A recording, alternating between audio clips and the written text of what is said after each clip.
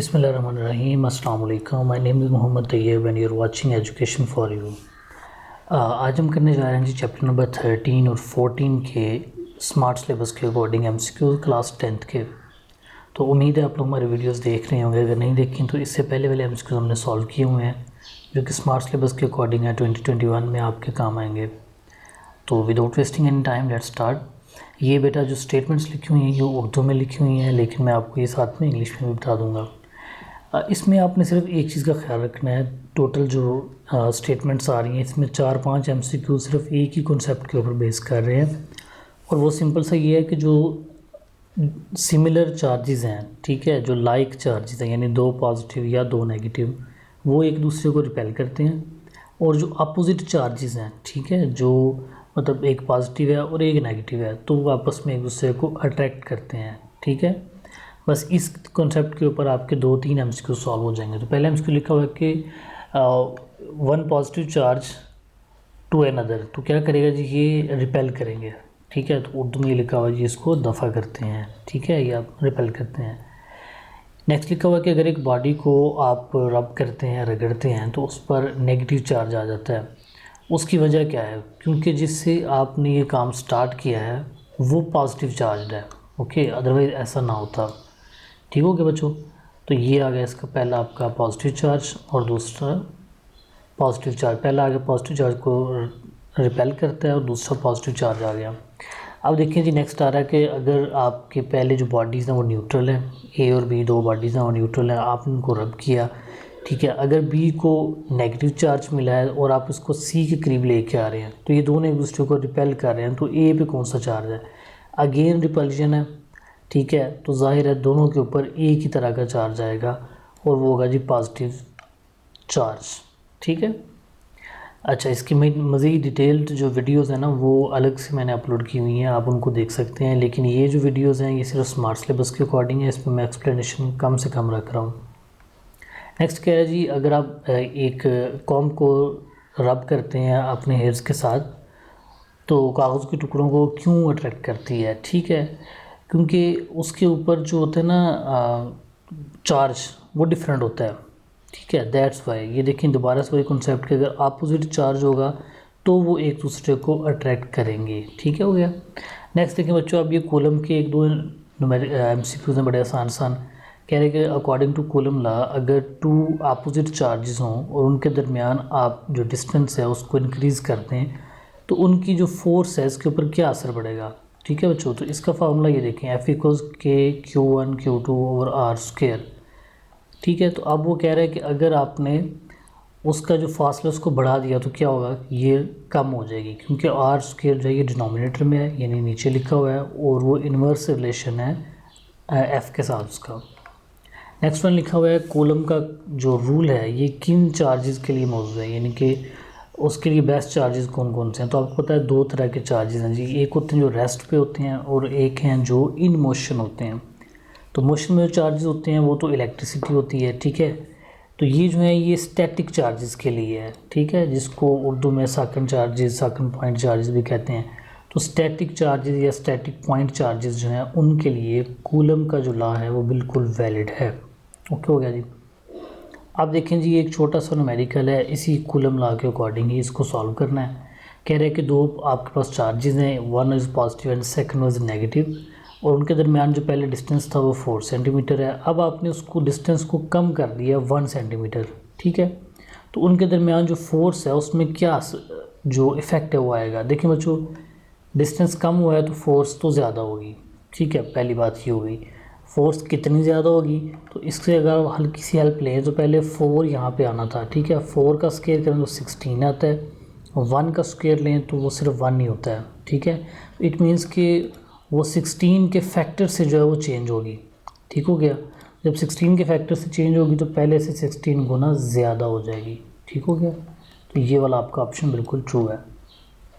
Next one है जी, 10 coulomb के charges पर 5 जूल अगर वर्क करने के लिए डिफरेंट पॉइंट पर पोटेंशियल डिफरेंस कितना होगा कहता है। ये देखें जी, ये एक सिंपल सा फार्मूला है हमारे पास, W=QV, ठीक है।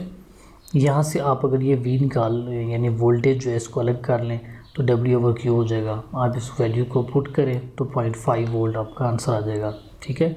तो बड़ा ही सिंपल सा ये आपके पास MCQs है 0.5 वोल्ट, ठीक है जी। तो अगर आप फर्स्ट टाइम हमारे चैनल पर आए हैं या चैनल को सब्सक्राइब नहीं किया तो please make sure subscribe our channel, ताकि आपको क्वालिटी वीडियोस मिलती रहें एजुकेशन के रिलेटेड। नेक्स्ट लिखा हुआ है बच्चों, 2 चार्ज स्फीयर्स हैं, यानी कि 2 चार्ज स्फीयर्स हैं जो कि इनको चार्ज किया गया और एक दूसरे से 2 मिलीमीटर की डिस्टेंस के ऊपर हैं। तो कहते हैं कि उनके दरमियान ज़्यादा से ज़्यादा जो अट्रैक्शन फोर्स है वो कितनी हो सकती है। तो भाई ये 2 कूलम और 2 कूलम, रीज़न 1 कि एक से 1 कूलम की होगी, दूसरे 2 हैं तो 2 कूलम चार्ज हो सकती है, 2 कूलम पॉजिटिव और 2 कूलम नेगेटिव। ओके, इससे ज़्यादा चार्ज नहीं आएगी, क्योंकि अगर आप देखें इसको भी आप नेगेटिव कर देते हैं तो ये रिपल्शन हो जाएगी, अगर आप दोनों को पॉजिटिव कर जाते हैं तब भी रिपल्शन हो जाएगी, ठीक है। तो सबसे ज़्यादा जो अट्रैक्शन फोर्स है, यानी जिसको हम कशिश कहते हैं, ठीक है, तो अट्रैक्शन फोर्स के लिए बच्चों उन दोनों के ऊपर अपोजिट चार्ज होना ज़रूरी है, ठीक हो गया। नेक्स्ट लिखा हुआ है कि electric field lines, electric field lines जो है ये इनका एक रूल होता है कि एक दूसरे के ऊपर से क्रॉस नहीं करती, और ये लाइंस कौन सी होती हैं, जो स्टैटिक चार्जेस में से निकलती हैं या उसकी तरफ जाती हैं। जैसे अगर पॉजिटिव चार्ज है आपके पास स्टैटिक, ठीक है, तो इसकी लाइन ऑफ फील्ड लाइन जो है वो आउटवर्ड साइड पर होंगी, ठीक है, यानी अपोजिट साइड पर बाहर की तरफ निकल रही होंगी और ये हर डायरेक्शन में निकल रही होंगी। इस तरह अगर नेगेटिव चार्ज है तो इसकी जो लाइन ऑफ फील्ड लाइंस हैं वो इनवर्ड्स आ रही होंगी और हर डायरेक्शन से आ रही होंगी, ठीक है, लेकिन ये एक दूसरे को कभी भी क्रॉस नहीं करेंगी, ठीक हो गया। नेक्स्ट देखें बच्चों, इसमें लिखा हुआ है कि जो कैपेसिटेंस है जी उसको हम किस तरह डिफ़ाइन करते हैं।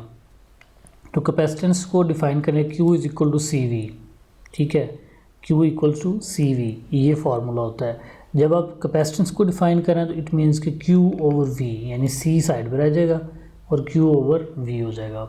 तो ये बहुत ही आसान आपके स्मार्ट सिलेबस के MCQs हैं। अच्छा बच्चों, आपने सिर्फ यही नहीं करने, जो टॉपिक आपके स्मार्ट सिलेबस के अंदर आ रहे हैं उनके रिलेटेड MCQs आपने और भी सॉल्व करने हैं। ये तो सिर्फ वो हैं जो एक्सरसाइज में गिवन है, ठीक है।